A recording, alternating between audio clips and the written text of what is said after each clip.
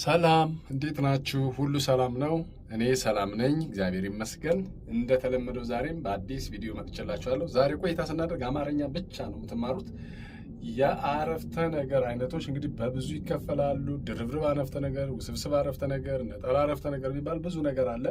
ግን ዛሬ ላሳያችሁ የፈለኩት የአረፍተ ነገር አይነቶች በአገልግሎታቸው ስንት እንደሆኑ እና እያንዳንዳቸውን በምሳሌ እናያለን ማለት ነው። ስለዚህ ረጋ ባለመንፈስ ቪዲዮውን እንድትከታተሉት እየጋበዝኩኝ ለቻናሉ አዲስ የሆናችሁ ሰብስክራይብ አድርጉ፣ ነባር የሆናችሁ ደግሞ ቪዲዮ ላይክ አድርጉ፣ እንዲሁም ለሌሎቹ ሼር አድርጉት ማለት ፈልጋለሁ። ሁልጊዜ የመለቃቸው ቪዲዮዎች ደግሞ እንዲደርሷችሁ የደወል ምልክቱን ተረክ አድርጉልኝ። እሺ፣ ቀጥታ መሄደው የአረፍተ ነገር በአገልግሎት ደረጃ በስንት ይከፈላሉ የሚለው ነው። ታይፕስ ኦፍ ሴንቴንስ ብለን ምንጠራቸው ናቸው። ለጊዜው በአማርኛ ልስራላችሁ። ስለዚህ የአረፍተ ነገር አይነቶች በአገልግሎታቸው በስንት ይከፈላሉ አለ? በአራት ይከፈላሉ። በአራት ይከፈላሉ ማለት ነው። በአራት ይከፈላሉ። እነሱም እስቲ እናያቸው። አንደኛው አረፍተ ነገር አይነት ምን ይባላል? ሀተታዊ አረፍተ ነገር። ሀተታዊ አረፍተ ነገር ይባላል። ሀተታዊ አረፍተ ነገር ይባላል። ስለ አንድ ነገር ሀተታ የሚገልጽ ነው። በምሳሌ እናያለን እያንዳንዱን። ሁለተኛው ደግሞ መጠይቃዊ አረፍተ ነገር ይባላል። መጠይቃዊ አረፍተ ነገር ይባላል። መጠይቃዊ አረፍተ ነገር ይሄኛው በአራት ነጥብ የሚዘጋ ነው። በኋላ እመጣበታለሁ። ይሄኛው በጥያቄ ምልክት የሚሰራ ነው ማለት ነው። ሶስተኛው ደግሞ አጋኗዊ አረፍተ ነገር ይባላል። አጋኗዊ አረፍተ ነገር ይባላል። ይሄ ደግሞ በዚህኛው ምልክት በማጋነን የምንገልጽበት። ስለዚህ አረፍተ ነገር አይነቶች በአገልግሎታቸው ነው ያለ በአራት ይከፈላሉ ብለናል። አራተኛው ደግሞ ትእዛዛዊ ነው። ትእዛዛዊ አረፍተ ነገር ነው። ትእዛዛዊ አረፍተ ነገር ይባላል።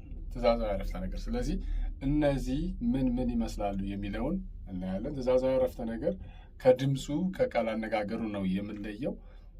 ብዙ ነገሮችን ሊጠቀም ይችላል። ይህንም ሊጠቀም ይችላል በትእዛዝ ደረጃ ነው። ስለዚህ ትእዛዛዊ አረፍተ ነገር አድርግና አታድርግ አይነት አክሽኖች ያሉበት ነው ማለት ነው። ስለዚህ እነዚህን አንድ ባንድ እናያለን ማለት ነው። በእንግሊዘኛ እናንተ መስራት ትችላላችሁ፣ በአማርኛው ልስራላችሁ። ስለዚህ አንድ ባንድ እናያቸው እስቲ ምን እንደሚመስሉ። ለምሳሌ ሀተታዊ አረፍተ ነገር ምን እንደሆነ እንየው። ሀተታዊ አረፍተ ነገር ምን እንደሆነ እንየው። ስለ አንድ ነገር የሚያትትና በአራት ነጥብ የሚዘጋ ማለት ነው። ስለ አንድ ነገር የሚያትትና በአራት ነጥብ የሚዘጋ ማለት ነው። ሀተታዊ አረፍተ ነገር ማለት በአራት ነጥብ የሚዘጋ ስለ አንድ ነገር ሀተታ የሚዘረዝር ማለት ነው።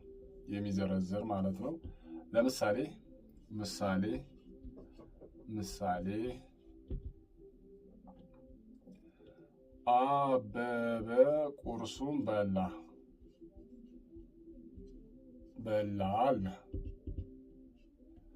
በቃ ኦልሬዲ ሀተታ ነው የዘረዘረልን። ሀተታ እየነገረን ነው፣ እያተተ ነው ስለ አበበ ቁርሱን ስለመብላቱ። ይሄ ምሳሌ አንድ ነው። ምሳሌ ሁለት አልማዝ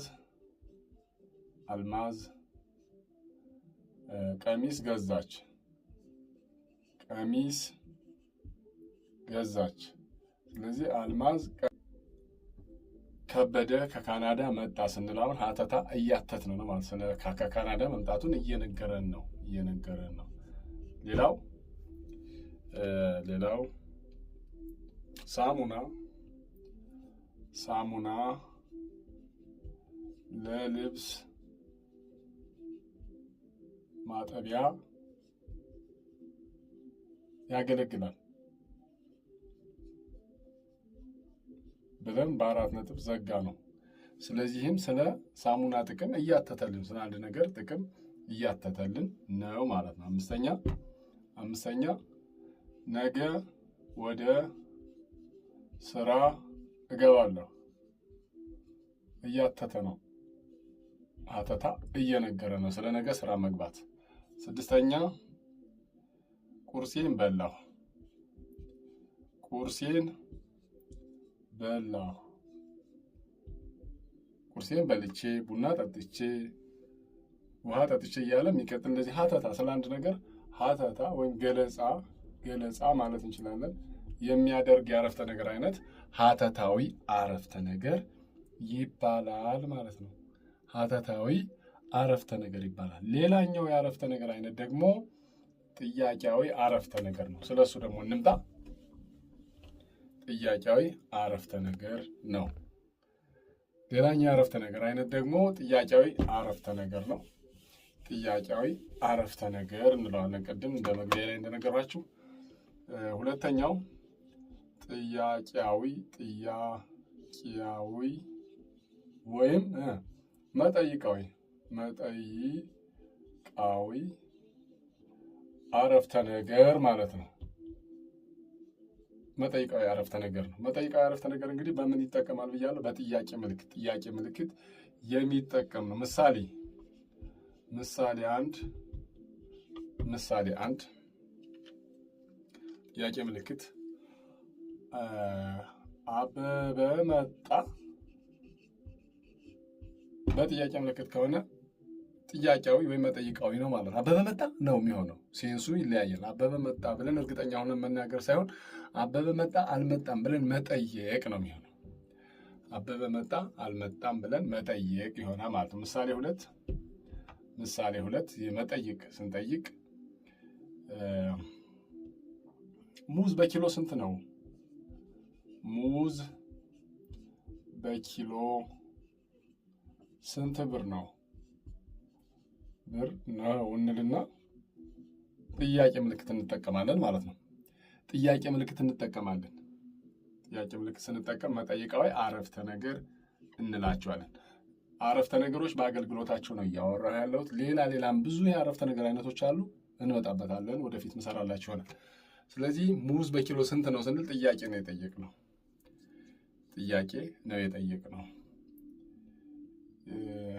እሺ ቡና ስንት ብር አወጣ? ስንት ብር ደረሰ ስንል ጥያቄ ምልክት። ስንት ብር ደረሰ በኪሎ ሊሆን ይችላል። መላሽ ደግሞ ይኖራል። ይሄ ግን መጠይቅ ነው። አጠቃላይ መጠይቅ የምንላቸው በጥያቄ ምልክት የሚታሰሩ አረፍተ ነገሮችን ነው ማለት ነው። በጥያቄ ምልክት የሚታሰሩ አረፍተ ነገሮችን በሙሉ ምን እንላቸዋለን? መጠይቃዊ አረፍተ ነገር ወይም ጥያቄያዊ አረፍተ ነገር ይባላሉ። ልጁ ስንት ዓመቱ ነው? ልጁ ስንት ዓመቱ ነው? ይኸው እየጠየቀ ነው። 6 ዓመት፣ 7 ዓመት፣ 8 ዓመት፣ 9 ዓመት፣ 10 ዓመት ብለን ልንመልስ እንችላለን። ግን ዋናው የአረፍተ ነገር አይነቱ አገልግሎቱ በመጠይቅ በጥያቄ ምልክት የሚቀመጥ ነው። ስለዚህ ዝም ብለን ኦራሊ ሰዎች ሲግባቡ ቋንቋውን እንዲህ የሚሉ ከሆነ ጥያቄያዊ አረፍተ ነገር እየተጠቀሙ ነው። ወይም ደግሞ ምሳዬን በላው ቁርሴን በላው ብለው ደግሞ ሀተታ የሚናገሩ ከሆነ ሀተታዊ አረፍተ ነገርን እየኖሩት እየተናገሩት ነው። ስለዚህ በዚህ በኩል አረፍተ ነገር 4 ይከፈላል ብለን እያየን ነው። ሌላ አምስተኛ ምሳሌ ስጨምራችሁ፣ አምስተኛ ምሳሌ ከየት ነው የመጣኸው? ከየት ነው የመጣሽው?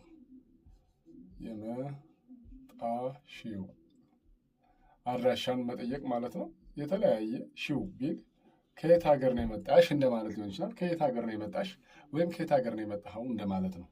የት ሀገር ነው የመጣችሁት እንደማለት ነው። ስለዚህ ይሄ አድራሻን መጠየቅ ነው።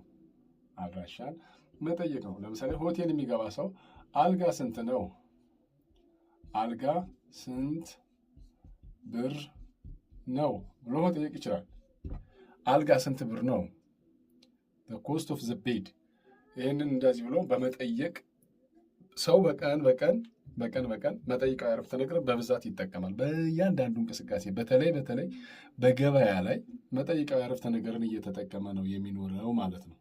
መጠይቃዊ አረፍተ ነገርን እየተጠቀመ ነው የሚኖረው አለ። እንግዲህ ሌላኛውን አረፍተ ነገር ደግሞ ላሳያችሁ። ያ አረፍተ ነገር ምንድን ነው? ሌላኛው አረፍተ ነገር አጋኗዊ አረፍተ ነገር ይባላል። አጋኗዊ አረፍተ ነገር ስንል የቃል አጋኖ ምልክትን እንጠቀማለን ማለት ነው። ለምሳሌ የቃል አጋኖ ምልክትን ስንጠቀም እያንዳንዱ ምሳሌ እንመልከት። እያጋነነው ማለት ነው። ሲያጋንን አንድ ሰው እንዲህ ብሎ ያጋንን ይችላል። በጣም ጎሽ፣ እዚህ ጋር ያጋነነ የኔ ጀግና፣ የኔ ጀግና እንደዚህ ሊል ይችላል። ጀግናን ያልሆነን ሰው ሲያሞግስ ማለት ነው። ያ ማለት እያጋነነውም ሊሆን ይችላል፣ ወይም ደግሞ እየተሳለቀበት ስላቅ ወይም ደግሞ አሽሙር እየሆነበትም ሊሆን ይችላል። ደግሞ ከልቡም ሊሆን ይችላል። ጎሽ የኔ ጀግና ሲል እየተሳለቀ ነው ወይም አንክሮ እየተጠቀመ ነው። ብዙ ጊዜ አንድ አረፍተ ነገር አልቆ 3 እንደዚህ አይነት ምልክቶች ካያችሁ በጣም የተጋነነ ትኩረት ይሰጥ ማለት ነው። ማስታወቂያዎች ላይ ምናምን ስታዩ እንደዚህ አይነት ምልክት ታገኛላችሁ። ስለዚህ እነዚህ በጣም ትኩረት ይሰጥ፣ እናጋነው፣ እንየው፣ እውቅና እንስጠው እንደማለት ነው። ኦኬ እንደማለት ነው። ምሳሌ 1 ነው ይሄ። ሁለተኛው ምሳሌ ሲጨምር ሁለተኛው ቅደደው ይገዛልሃል። ጎሽ አንድ ልብሱን የሚቀድ ሕፃን ቢኖር ጎሽ ቅደደው ይገዛልሃል።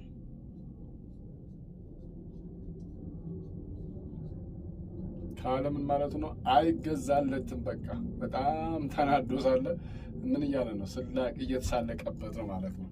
አይገዛልህም፣ ባትቀደው ይሻላል ነው ሀሳቡ። እሺ ለምሳሌ የማይጣፍጥ ምግብ ቢኖር ወይም ሌላ ከምግብ እንውጣ፣ በጣም የሚያስጠላ ነገር ቢኖር የሚወደድ አድርጎ ተሳልቆ ማቅረብ ወይም አጭር የሆነን ሰው ረዥም አድርጎ ማቅረብ። ጎሽ ሰውየው አጭር ቢሆን ለምሳሌ ዛፍ ያህላል ብለን ልናጋንን እንችላለን። በቃ እየተሳለቅንበት አሽሙር እየያዝንበት አጭር ነው ማለት ነው። አጭር ነው ማለት ነው። ስለዚህ እንደዚህ ያለ አጋነን መግለጽ እንችላለን። ምሳሌ እዚህ ጋር መሬት ሁሉን ቻይ ናት የሚል አረፍተ ነገር ቢኖር በጣም እያጋነነ መሬት ሁሉን መሸከም እንደምትችል አድርገን እየገለጽ ነው። ወይም ደግሞ እናት እኮ መሬት ናት ስንል እናት እንደ መሬት ብዙ ነገር ትይዛለች፣ ትችላለች፣ ምስጢር ትጠብቃለች እንደማለት ነው። ስለዚህ ቃል አጋኖ በዚህ ምልክት የምንጠቀማቸው አረፍተ ነገሮች አጋኗዊ አረፍተ ነገር ወይም ቃል አጋኖ አረፍተ ነገር እንላቸዋለን። ቃል አጋኖ ስርዓተ ነጥቡ ነው። ቃል አጋኖ ስርዓተ ነጥቡ ነው። ሌላ ምሳሌ አቤት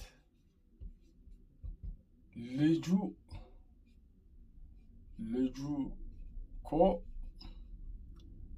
ጭራ ባይኖረው ጭራ የለውም እንጂ ጭራ የለውም እንጂ አንበሳ ነው ብሎ ሲል ወይ ሰነፍ ነው ወይ ደግሞ በትክክልም እያጋነነው ነው። ልጁ በጣም ጀግና ነው ማለት ሁለት ነው የሚሆነው። አቤት ልጁ እኮ ጭራ የለውም እንጂ አንበሳ ነው ካልነ ወይ በደንብ እያጋነነው ነው ወይ ደግሞ አሽሙር እየተሳለቅንበት ነው። ስለዚህ ይሄኛው አረፍተ ነገር ምን ይባላል ብያለሁ? አጋኗዊ አረፍተ ነገር። ወደ አራተኛው አረፍተ ነገር እንሸጋገር። ይሄኛው አረፍተ ነገር ትእዛዛዊ አረፍተ ነገር ይባላል። ትእዛዝ ነው። በሞሽኑ ነው የምንለየው ወይም በቁጣ ወይም ደግሞ በንግግር ነው የምንለየው። ለምሳሌ ምሳሌ አንድ ከቤት እንዳትወጣ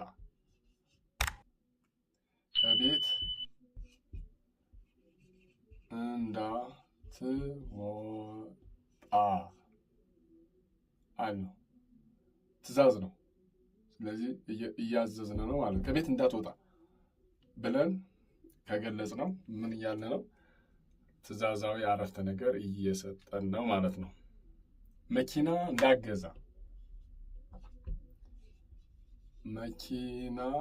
እንዳትገዛ እንዳትገዛ ካልነ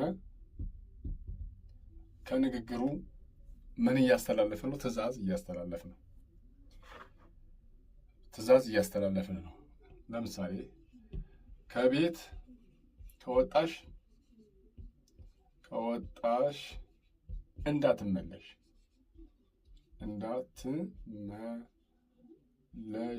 ማለት ነው። ትእዛዝ ነው። በቃ ታዝዟል። እንዳትመለሽ የሚል ትእዛዝ አለ። እዚህ ጋር መመለስ ነውር ነው፣ ክልክል ነው፣ አይቻልም። ምክንያት ትእዛዝ ተጥሷል ነው። ስለዚህ ትእዛዝ ማለት ገደብ ማስቀመጥ ነው። ይህን አረፍተ ነገር ትእዛዛዊ አረፍተ ነገር እንለዋለን። ትእዛዛዊ አረፍተ ነገር ይባላል። ትእዛዛዊ አረፍተ ነገር። እሺ፣ ብሩን ስጠኝ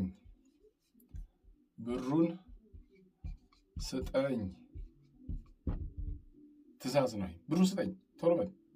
እነዚህ ትእዛዝ ናቸው። ቁልፉን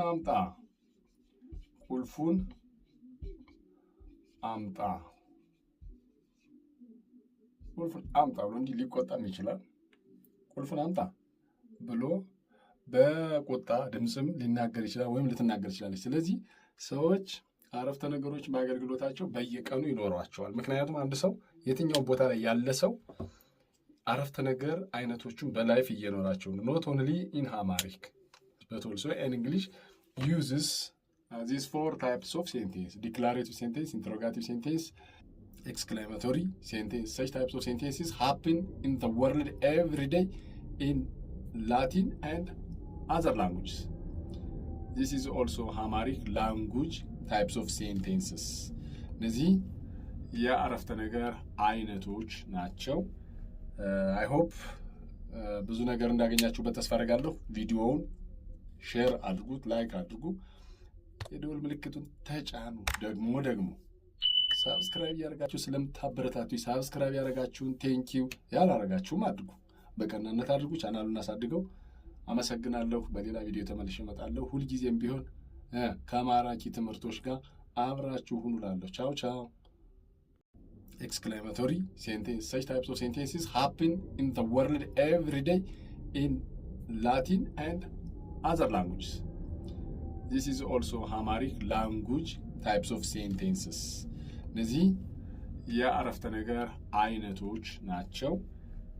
I hope ብዙ ነገር እንዳገኛችሁበት ተስፋ አደርጋለሁ። ቪዲዮውን ሼር አድርጉት፣ ላይክ አድርጉ፣ የደወል ምልክቱን ተጫኑ። ደግሞ ሳብስክራይብ ያደረጋችሁ ስለምታበረታቱ ሳብስክራይብ ያደረጋችሁን ቴንኪው፣ ያላደረጋችሁም አድርጉ፣ በቀናነት አድርጉ። ቻናሉን አሳድገው።